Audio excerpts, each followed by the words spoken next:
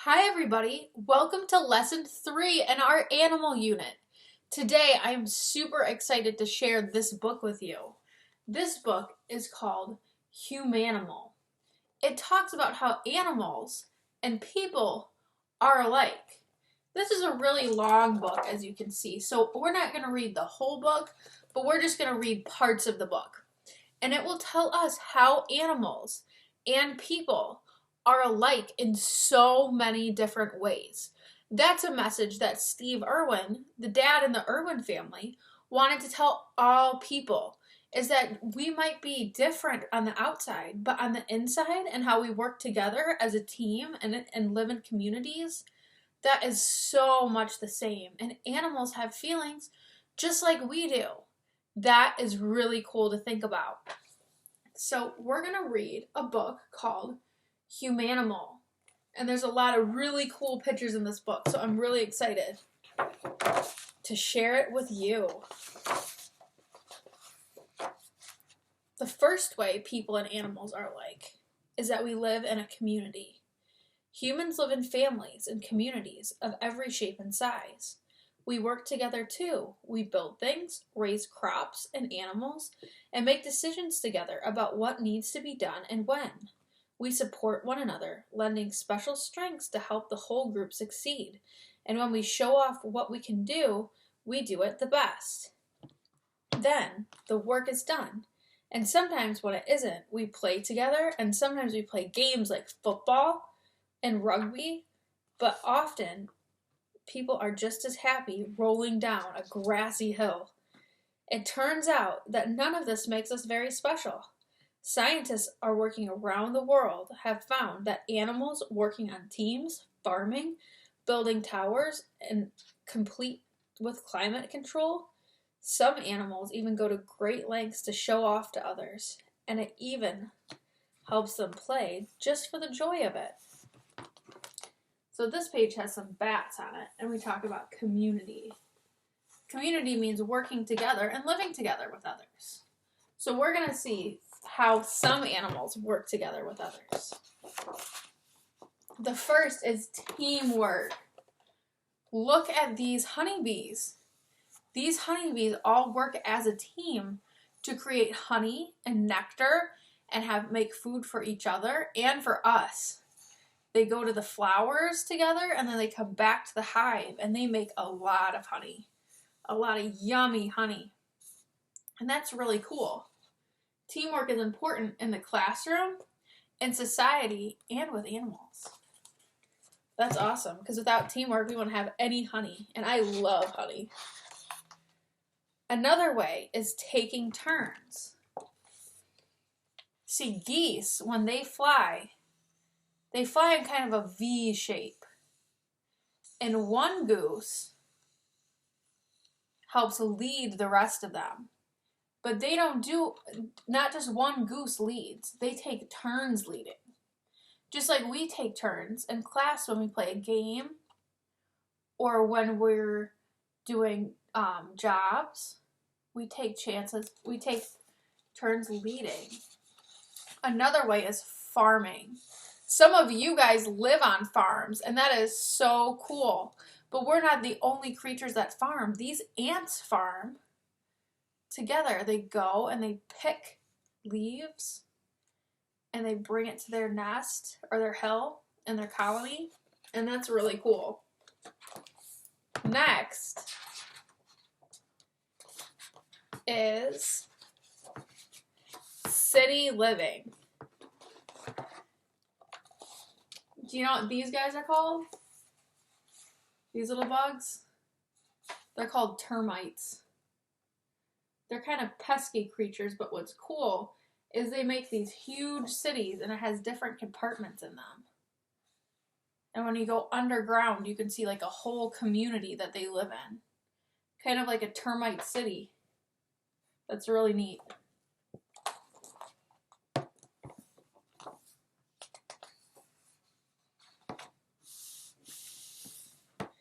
And this shows this shows animals having fun. So dogs are playing hide and seek, and then crows like to roll down snowy hills in the winter, it says. They like to get all their body in snow and just have fun. Seems a little cold to me.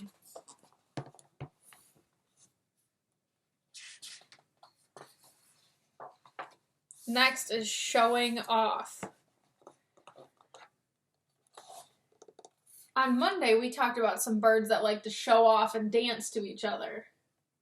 This bird shows off by building a big shelter and bringing beautiful flowers to it. That's really cool. Animals like to show off, and people do too. We like to show off by having talent shows, or sometimes we just like to show off at Gym America and show people what we can do on the rings. That's really fun. And we're just like, animals are just like us in that way too. The next is feelings. It says, if you have a dog, does it really love you? Or does it just act like it does when it wants a treat? Scientists have struggled with this question like these. But these are some of the answers. Fish are some creatures with backbones, including dogs and humans. Scientists also have found that a fish panics at the same drugs that make humans calmer that also help fish be calmer. Anger, pain, joy, fear, and grief are likely to be similar in humans and other animals too. It does look as if humans and animals both have feelings. That's cool. I like to know that my animals love me. It's cool that certain medicines to help people help animals too. So here's some feelings that animals can feel. Love. It says that these monkeys feel love for each other. So do penguins. And these birds. I think it's the same in mourning doves too that you see. They have a mate, and they mate for life, and they love their husband or their wife, their male or female mate. They love each other, but they're just birds. So it's funny, you wouldn't think that birds feel those emotions, but they do. Next is aggression. Aggression means when we feel angry. And we can see that with a lot of animals. Sometimes our cats might hiss at us when they're angry. Or a dog might bark at us when they're angry. But it can happen with giraffes, llamas, even some bugs. They can get upset. Bees can get upset too, and then they sting us. But not all the time. Only if we're bothering them. That's why if you see a bee, sometimes it's best to leave them alone because you don't want to make them upset. The next emotion that animals feel is grief. Grief means sadness. So it says, when this monkey's feeling sad, this monkey can feel the same feelings that it's feeling. Just like when your friend is sad, you might feel sad too. Whales feel sad when another whale dies, and so do elephants. If one of the people in their pack dies, they get very sad, and they'll grieve together, and they'll support each other. And that's really cool. Just like people do. The next is intelligence. That means how smart people are. Are you good at solving problems, writing stories, doing math in your head? I know some of you guys are. Some people are clever at some things, and some people are clever at other things. But when it comes down to it, most people are good enough learners, adapters, and problem solvers to survive in a rapidly changing world. That's what scientists call intelligence. Other animals have intelligence too. Humans can recognize themselves in a mirror, but also dolphins can, and orangutans. Humans have amazing communication skills, but so do whales and chickens. That's cool. We're going to see what kind of intelligence. The first one is self-awareness. So this is kind of what they're talking about. If a monkey sees himself in the mirror, he knows that it's himself. Not all animals can do this. If you put your cat or dog in front of the mirror, they might think it's another dog or cat. But some animals, like monkeys, they know that that's themselves, just like we do. And that's really cool.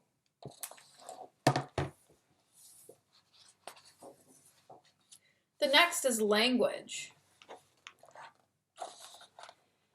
And this is chickens have their own language. Scientists have found out that chickens communicate with each other. And that's really cool. And whales do too. Remember, we learned that yesterday, that blue whales, they can be heard by other whales thousands of feet away. I think that's really cool. And same with lions, their roar can be heard up to 5 miles. And that can warn other lions of danger. It's kind of a way that they speak to each other through animal noises.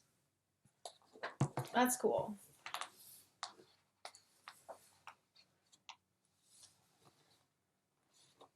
The next is puzzle solving. This is kind of a cool one.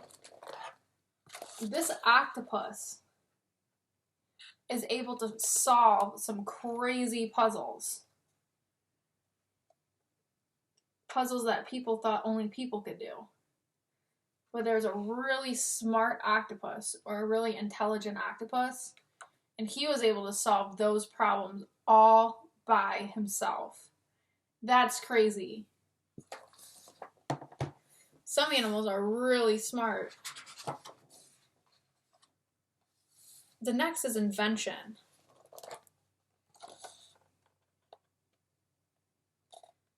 Sometimes animals, they can use sticks, or we learned yesterday about otters using rocks to crack shells open. It's really cool that they can figure those out by themselves.